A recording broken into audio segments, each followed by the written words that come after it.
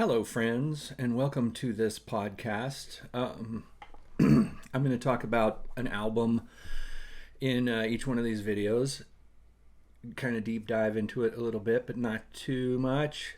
But one of the albums I remember when I was in high school, it was all about, rock and roll, and punk rock was starting to come in. A lot of my friends were getting into the Ramones.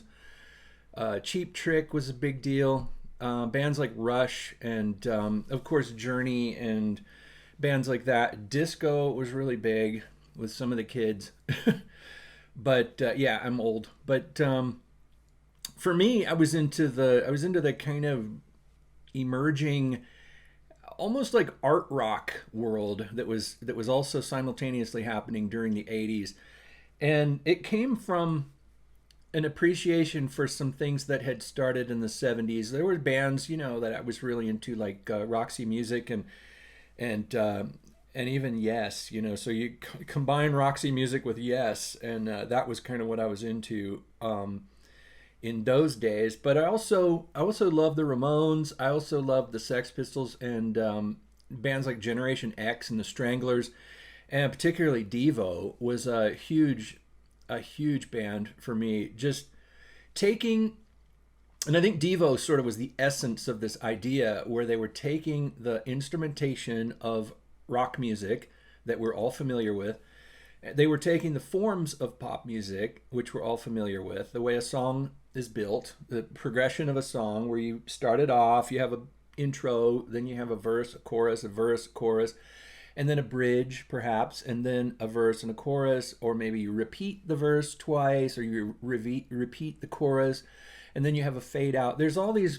It's like you take the blocks of your song that you've written and you arrange those blocks in a way, and you also have to have the bass should sound like this, and the drums should sound like this, and the beat should be 4/4, and these rules.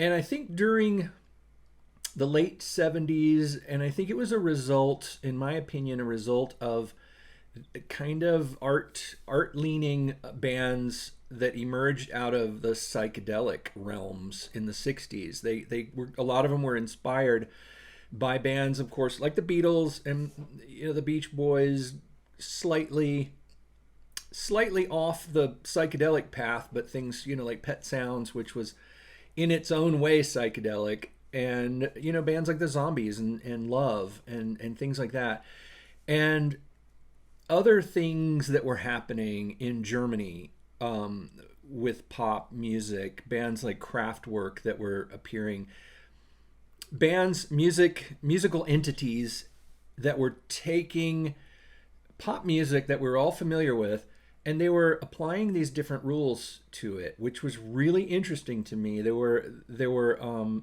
bands that didn't sound like other bands all of a sudden that were appearing. And Roxy Music was like that, but Roxy Music had a guy in the band named Brian Eno who was making these weird noises with a synthesizer that people were like, "What is that guy doing? What is he doing back there?" In the videos you can find on YouTube, it's like he's like twiddling these knobs, and there's all these wires and stuff, and it's like it's making all this weird electronic noise, and it was pretty cool. It worked with the music. But little did folks back then know that Brian Eno was Brian Eno. He became something sort of legendary. After he left Roxy Music, he put out several albums that were pop-ish. Like, they had the trappings of pop music. They were in a way related to the music that Roxy Music was doing, because they were kind of pushing, his songs were kind of pushing rules a little bit. They still sounded like a song you might hear on the radio, but there was something other about it. There was something a little edgy about it, or there was an instrumentation choice that most rock musicians wouldn't have made. He used electronics. There were things like repeating loops and things like that. Things that bands in Germany were experimenting with. Bands like Can and other bands that I'll get into later. But Brian Eno put out some albums like this one, Taking Tiger Mountain by Strategy, which is a real classic. It's a, I say that a lot. I say classic a lot. But this one has such great songs on it. It's really unusual. It's really unique. It's not like any other album that came out at the time, really. It's strange. It leans more towards art than pop. You know what I mean?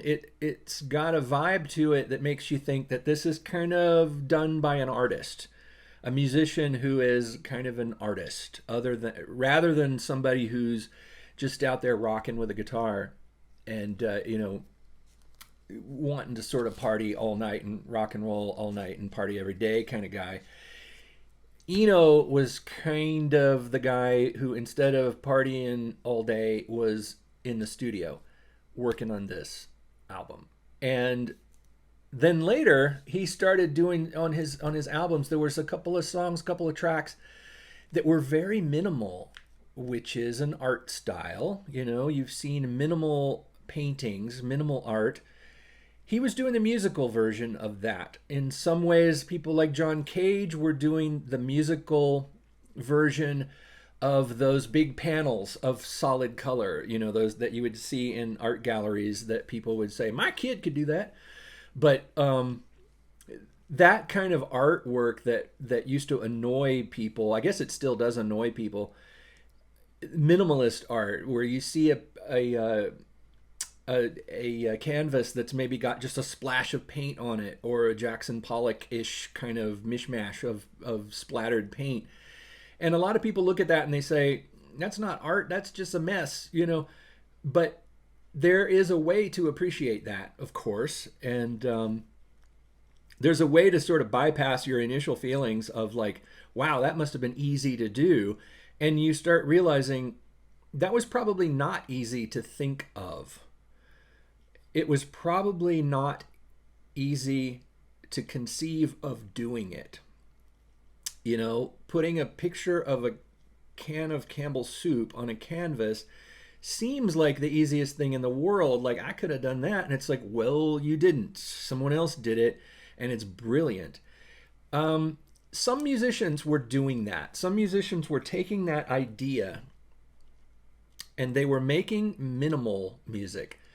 Some of it was done strictly for artistic purposes, like with John Cage, where there were things like long periods of silence and things like that, where it was more conceptual art.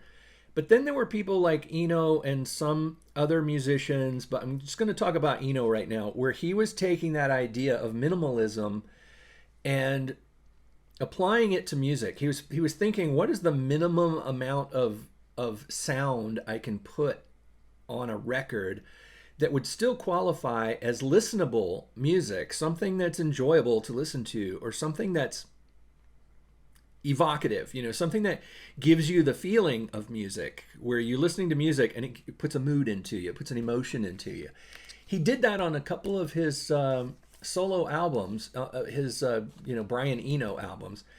And then he went a step further and he put out some albums that were called ambient albums. And I'm sure you've heard the word ambient and the genre ambient music. And there were other people who kind of experimented in those realms before Brian Eno, but I think he put out some albums that almost kind of mainstreamed the idea. They took the idea of ambient music, and it was being done by the guy who used to be in Roxy Music. So it kind of had a relationship to the music that a lot of people were listening to, progressive music. They were like, okay, this is Brian Eno.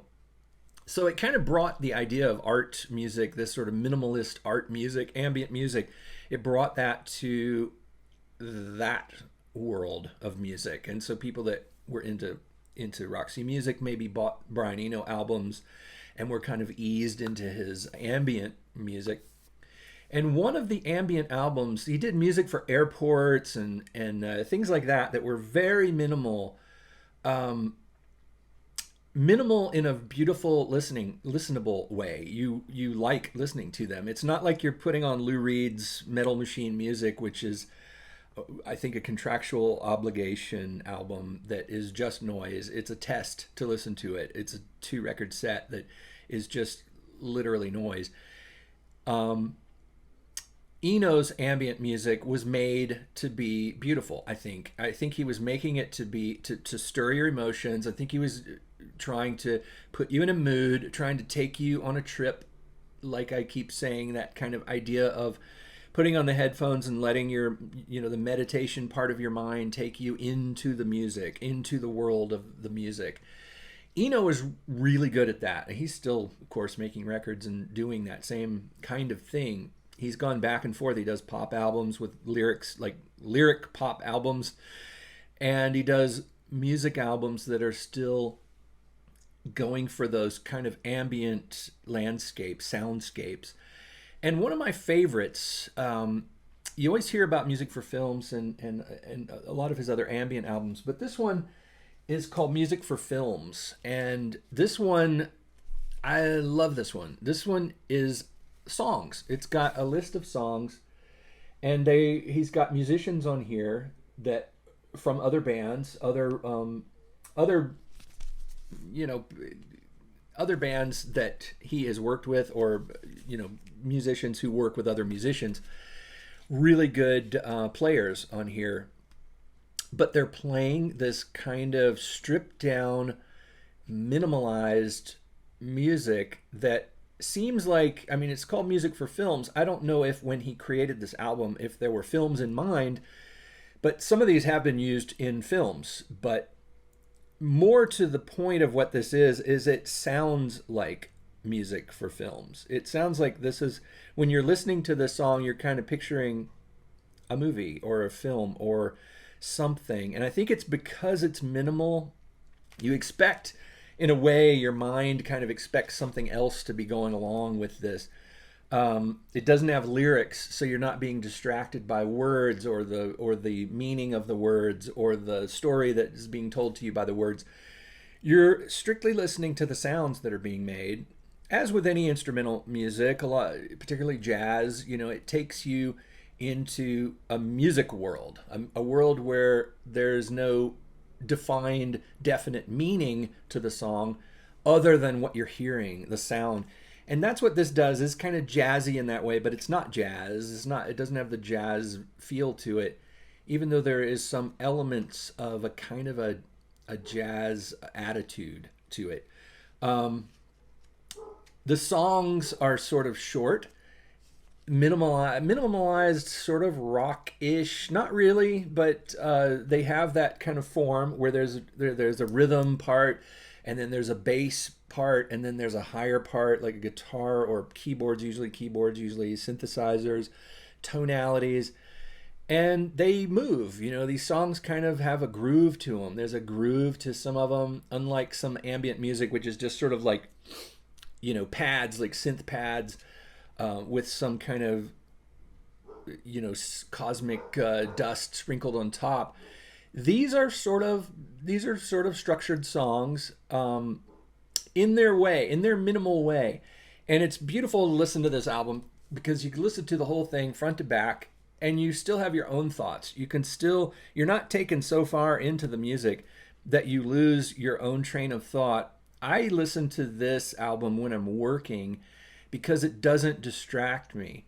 It lets me listen to music and still think about what I need to do for work, because sometimes the work I do is kind of complicated and my brain, it can only do one thing at a time. So if I'm working, I can't really be listening to music that has lyrics and a lot of complexity and a lot of things that I'm going to be distracted by, like, wow, that was a cool guitar solo, or what did he just say? What is that? And, I don't want to be thinking about the music too much. Not that this is brainless, sort of mindless music, but it does not distract you from your own thoughts. There's space in this music to put your own thoughts in there. You're listening to Brian Eno's music, but there's also a big enough gap in the music to where you can still have your own thoughts. There's great sounds on here, great music. Each one has a different feel. Great, landscape, tonal landscape type stuff. Really cool bass sound going through some of the songs.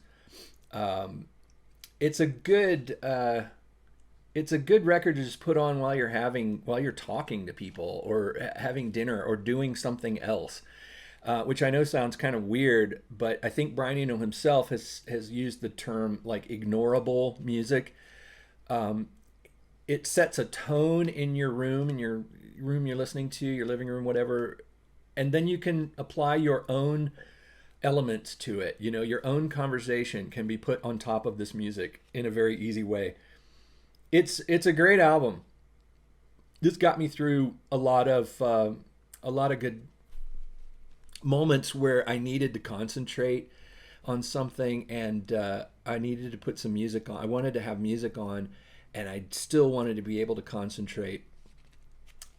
This is a good album. It's also just good to listen to it on its own. Put the headphones on and really dive into these sparse places that this album goes to with each song. Each song is very different, and it's a really great album. I think it's a really beautiful album. Highly recommend it if you want to get into ambient. I don't know if I'd really quite call this ambient, but it is minimal. It is minimalist music.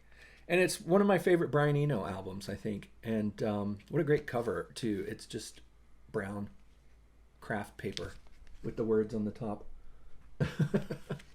Minimalist, but a great one. And that's what I'm going to talk about today. That's it. Brian Eno's minimalist music for films. I think there's a music for films part 2 as well. There's also a lot of ambient music from Brian Eno, his ambient series where he worked with other musicians like John Hassell and people like that who took the idea, I guess went into the studio with him and maybe they improvised. I don't know what they did, but it's certainly got the flavor of Brian Eno's ambient music. But then these other musicians bring something new. So you can find all of these albums have a similar element of ambience and relaxation, meditation, kind of lose yourself in the landscape of this wash of sound. But it also has the personality of his guest musician as well. Especially the John Hassell one. I really like that. It's kind of a mystical, strange, melancholy sound almost. There's a sadness to it in some ways. And anyway, I recommend just about everything Brian Eno has done or produced. I mean, not everything he's produced, but everything that he has created himself with his name on it. I like it.